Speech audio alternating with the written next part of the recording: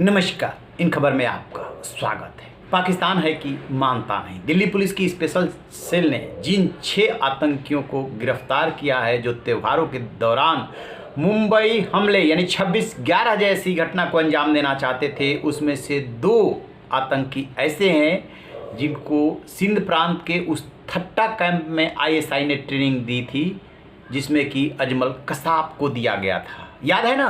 अजमल कसाब वो आतंकी था जो मुंबई के 26/11 हमले में गिरफ्तार हुआ था। बाद में उसको फांसी हुई थी। उसी ने पूरा राज खोला था।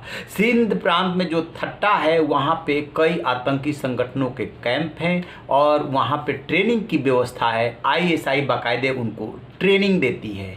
तो ये जो दोनों आतंकी हैं, कैसे इन्होंने ट्रेनिंग ली, कैसे ये मस्कट के रास्ते गए, क्या इनका रूट रहा और कैसे अनीस जो है दाऊद इब्राहिम का भाई वो इसमें मुख्य सूत्रधार के रूप में भूमिका निभा रहा था, इसको जान करके आप चौंक जाएंगे। सुनिए एक रिपोर्ट। दिल्ली पुलिस ने जिन 6 आतंकियों को गिरफ्तार किया है उसमें जान मोहम्मद शेख उर्फ समीर कालिया मुंबई का, ओसामा उर्फ सामी ओखला जामिया नगर, मूलचंद उर्फ साजू रायबरेली, जिसान कमर करेली प्रयागराज, मोहम्मद अबू बकर बहराइच, मोहम्मद आमिर जावेद लखनऊ और इनमें से जो 2 हैं ओसामा वो कमर, इनको थट्टा ट्रेनिंग कैंप में ट्रेनिंग के लिए मस्कट के रास्ते भेजा गया था। आईएसआई सीधे तौर पे अनीस इब्राहिम डी कंपनी के संपर्क में थी। यहाँ से अंडरवर्ल्ड और आतंकियों को काम बांटे गए थे। अंडरवर्ल्ड का काम हथियारों और विस्फोटकों को जांच एजेंसियों की नज़र से बचा करके टारगेट तक पहुंचाना था। इसके साथ ही हवाला चैनलों के जरिए टेरर फंडिंग करनी थी। दूसरी तरफ पकड़े गए आतंकियों को टारगेट की तलाश करने के बाद आईडी रखने की जिम्मेदारी दी गई थी। भारतीय खुफिया एजेंसी और दिल्ली पुलिस की जांच और पूछताछ में इस बात की डिटेल मिली है कि कैसे पाकिस्तान की सेना भारत और बांग्लादेश में भर्ती कर उन्हें आतंकी ट्रेनिंग दे रही है। इस पूछताछ में पाकिस्तान और अफगानिस्तान पाक क्षेत्र में आईएसआई द्वारा अपनाए गए नए रूट का भी पता चला है।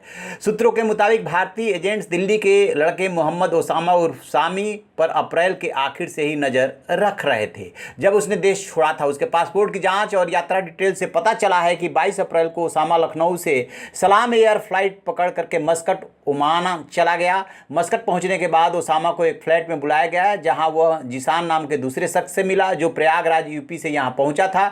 जल्दी उनके साथ 15-16 बांग्लादेशी नागरिक भी जुड़ गए। उन्हें छोटे छोटे समूहों में बांट दिया गया। जिसान और ओसामा एक ही ग्रुप में थे।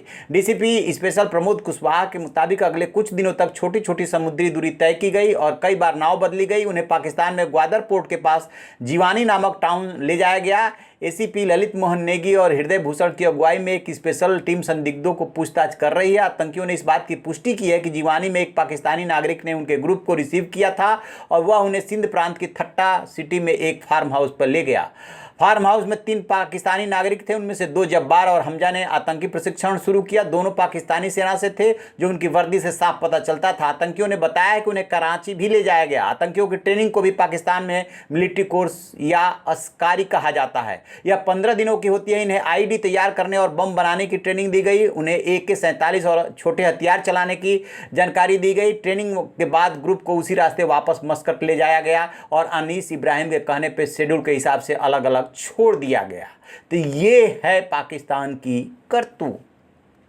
तो जैसा कि आपने सुना, पाकिस्तान ऐसे मानेगा ही नहीं। अब तो अफगानिस्तान में तालिबान की सरकार आ गई है जिसमें हक्कानी गुट पे उसका पूरा नियंत्रण है। लिहाजा भारत को परेशान करने का वो कोई मौका नहीं छोड़ना चाहता और कश्मीर के लिए नई नई साजिशों में वो लग गया है। इस बीच जो ये गिरफ्तारी हुई है उससे साफ है कि भले ही FATF यानी कि financial action task force Pakistan पे जितनी पाबंदियां लगाए उसे ग्रे लिस्ट में रखे, लेकिन वो ऐसे नहीं मानेगा।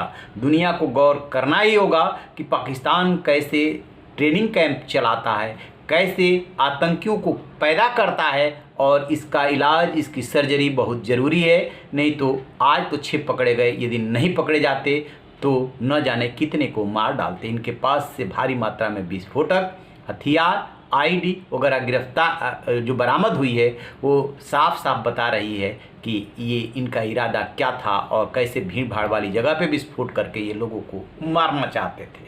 तो आप रहिए बेखबर, देखते रहिए इन खबर। Thank you. इन खबर चैनल को सब्सक्राइब करें और